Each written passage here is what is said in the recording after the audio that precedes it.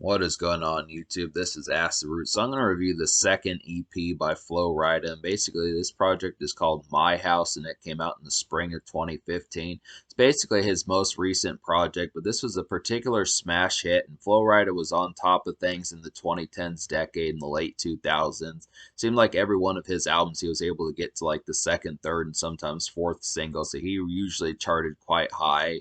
And I would have to say that this is just another stock project from Flo Rida. This is just another stock project from Flo Rida that continued that kind of trend.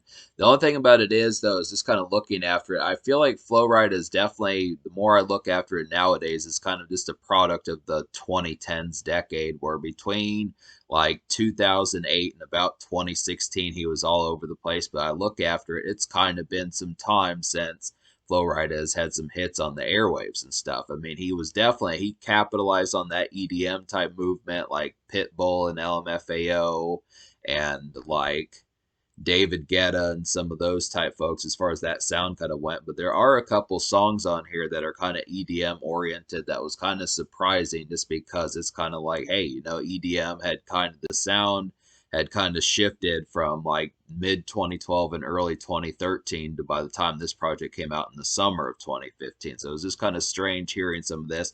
I mean, luckily, this project's going to get a pretty rave score, but luckily Flo Rida did not lose his bag of tricks. I mean, despite the fact that he somewhat feels like a relic way out in 2015, 2016, I still kind of feel like he had enough tricks to be able to say, I don't know, it was just kind of weird. It was just kind of the concept that this was just kind of like an interim project where I don't know why this just wasn't an album. It's kind of odd that Flo Rida just didn't put another three songs. I mean, because they had the singles. He charted massively on this project, but I don't know why the label or just the politics of it didn't allow for three or four more songs to be on here just for My House to kind of be an album. Because it just feels like kind of an obscure project from Flo Rida kind of having this happen when he had not dropped an album since the height of EDM in like 2012. So that's just kind of the thing.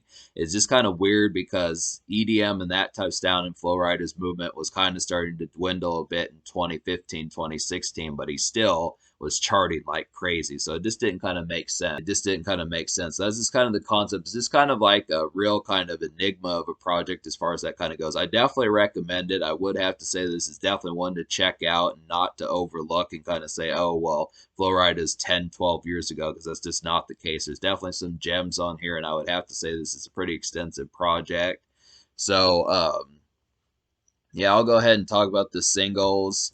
Going Down for Real is the first single, and this is a song that charted in the fall of 2014. It was just an overall massive hit, and just really happened to be pretty ubiquitous about the mid 2010s and stuff. Definitely another hit song, just like Bruno Mars's kind of that one song. Going Down for Real is kind of a huge hit song out of the fall of 2014. It's kind of like Bruno Mars's Uptown Funk. I know that doesn't have much to do with this album, but it's just kind of another huge highlight from around that time. Definitely kind of the concept. Going Down for Real is just, it's got a very kind of like, Going Down for Real has a very kind of like band like kind of beat where it's not like saxophones, but it is kind of like some sort of band or wind instrument, something like that. I'm not really sure what it is, but it just has a very distinct production. It's a house party kind of craziness kind of song. It's very kind of preppy and vanilla, but it's just a preppy and vanilla dance club song, and it just has LMFAO type hypeness on it. So this is definitely, I mean, don't like, even despite the fact that this is kind of a preppy song and kind of vanilla, do not think that this song is not a good song to get turned up to. This is like, Flo Rida was always someone who could pound shots and kind of have like house party kind of craziness and just EDM and dance club and rave type craziness, rave club type craziness. This is an example of that where it can kind of be vanilla. This is almost one that can kind of be played at work and that type of stuff. It's a little bit more turnt for like a standard blue collar kind of fare, but I do kind of feel like it does have that amount of craziness just for, it's just more evening based, kind of like a definite boiler for anything past 7 o'clock p.m. until about 4 or 5 in the morning. This song works like a charm, is would have to say. It's just really got some craziness on here. It's just pretty awesome that Flo Rida just did this right out the gate and just kind of had that sort of kickoff as far as that kind of went. Just real LMFAO type craziness. And when I say that, just there's shots type attitude from like 2009, 2010. This is an overall good one. This is a great kind of house party gem and just overall highlight just for that sort of thing. Just if you cannot get excited this song, something's wrong. This is kind of the thing. But the second single is I Don't Like It, I Love It. And this has Robin Thicke on the hook and has a cat on here named Verdine White, who I think is from Earth, Wind, and Fire. And so this is kind of an adult contemporary club cut. I feel like this one's more of an adult contemporary club cut. This one reminds me more of the stuff that Robin Thicke would do. Charlie Puth kind of does some stuff like this also. It's just kind of just more white collar club type feeling. It's just a lot more groomy and has like a nice, yeah, I Don't Like It, I Love It. It's just a lot more groomy and kind of has like a good dance jive about it. It's just a more kind of white collar, more kind of fancier, sophisticated type tune compared to Going Down for Real. But I do like some of these. It's just pretty awesome that Flo Rida pulled this trick out of a hat, because this is just an excellent one as far as that kind of goes.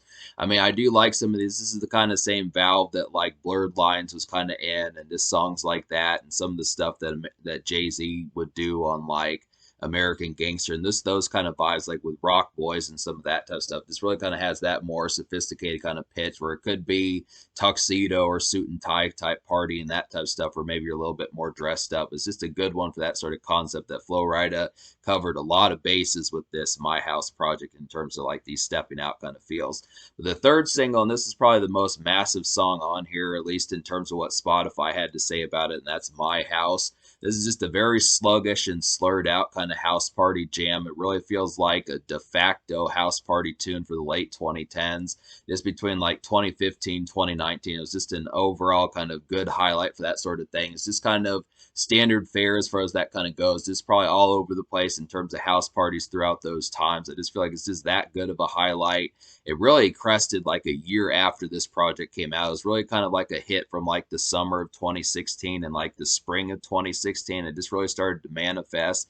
This song came out as a single in the fall of 2015, 6 months later. So it's just for an EP, this is pretty outstanding. For the most part, I can't think of too many EPs that had hit singles that came out and charted and manifested a year after the project came out. So that's really good. This had a lot of, this was kind of like a sleeping giant of a song the way it kind of happened, but this is an overall kind of it's a more toned down version. This one's a lot more sleepy and slurred compared to like Going Down for Real, but I would have to say that both of these are great house party kind of tunes, but this one's just kind of the more de facto one, the entry kind of one, the dap pounding, the kind of handshaking, that sort of concept as far as getting ready to turn up, and just the initial kind of acquaintancing as far as that kind of goes was just an overall nice one. I mean, Flo Rida talks in the song about pounding vodka shots and that type of stuff and getting crunk, and as far as getting women to dance and be racy and that type of stuff, it's just an overall good kind of highlight as far as that kind of goes. Just an overall excellent kind of jam. And like I said, it's just kind of a signature song out of the late 2010s for house party kind of vibes. Just an overall highlight. It's not every day that you get house party vibes that chart that heavily and they just kind of have that much popularity on so many fields: blue collar, white collar, this commercial, underground, that type of stuff. As far as that kind of goes, this is an overall good one. So to talk about the rest of this project, there's 7 songs on here, and I wound up recommending to you 6 out of 7. So just to kind of talk about it, the only real song that I don't recommend is just Once in a Lifetime. So I'll go ahead and talk about that one. Once in a Lifetime is just kind of like a soulful, kind of almost sped up sample, but just kind of more starry eyed and introspective kind of song that just didn't suit Flo Rida. I mean, I wonder, the Flo Rida that I've listened to, he always kind of has like these more quick tempo and kind of more thinking on the go type songs. So kind of getting him with a little bit more wonder in mind and kind of thought provoking with the kind of thinking emoji type feel of it, this didn't really seem to kind of have as much context for him. I just kind of question it. I mean, it seems like the song had some meaning to it, but the execution just didn't quite pull it off as well. But to talk about the other 3 songs I did recommend, though, I feel like one of the best beats on here. I feel like one of the best beats on here is Here It Is with Chris Brown. This is just a very glissy kind of club pounder that just feels reminiscent of 2012 and 2013, and it really has like a flushy kind of beat. It has really kind of like a flushy kind of beat. This really kind of feels watery like and just kind of flushy. I just really like this kind of one. It's an overall kind of glossy club song as far as that kind of goes. Yeah, this reminds me of like Flo Rida's heyday from 2012 and 2013. It's just an overall one that just feels like it was ripped out of like just 3 years prior to when this project came out. It's just an overall kind of highlighted one. Basically has a pretty styled feel towards it. It's just like I said, it's a real kind of glissy and glossy kind of flushy kind of beat on here that just has like some good execution. And Chris Brown is pretty good on the hooks. Just kind of It's probably one of the better produced songs on here. It's definitely one that has like the most oriented club type feel, but it's just kind of, I don't know, it sounds retro compared to the singles. Like the singles really had the fury behind them as far as talking about the singles really had the fury behind them as far as talking about like some relevant kind of stuff, but some of these other songs on here just kind of take it back to like some previous kind of vibes. So that I'll talk about the next one.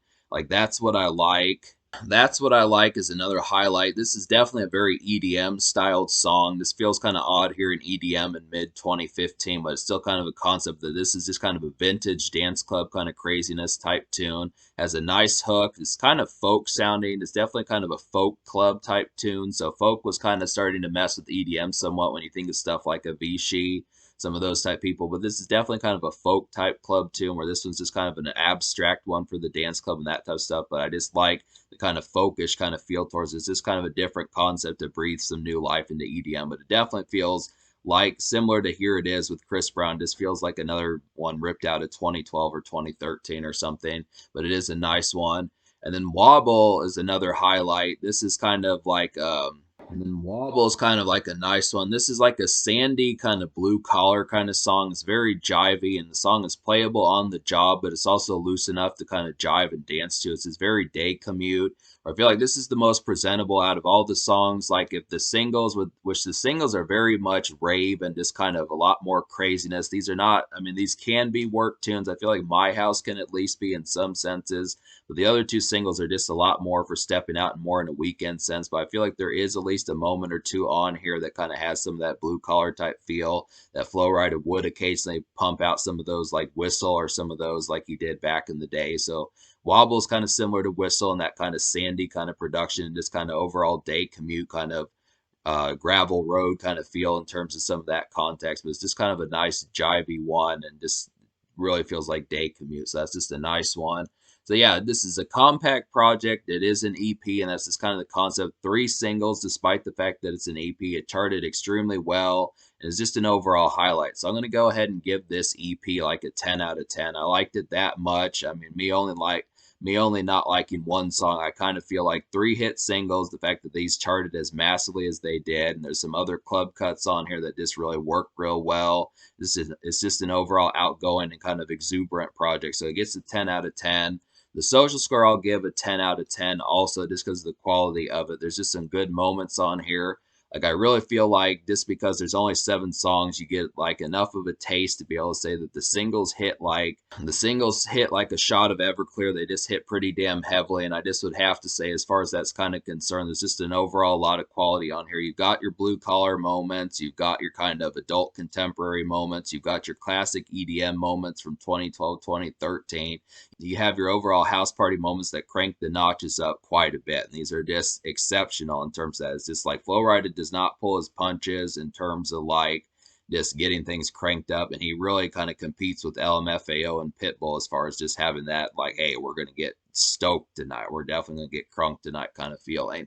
This kind of happens to be a thing. So social score gets a 10. In terms of the future, like I said, I mean, Flo Rida's been kind of quiet, which is kind of unfortunate. You know, this is a pretty good project, and it's really been like 8 years now since he's been gone. So it's kind of like, hell, we could use another one.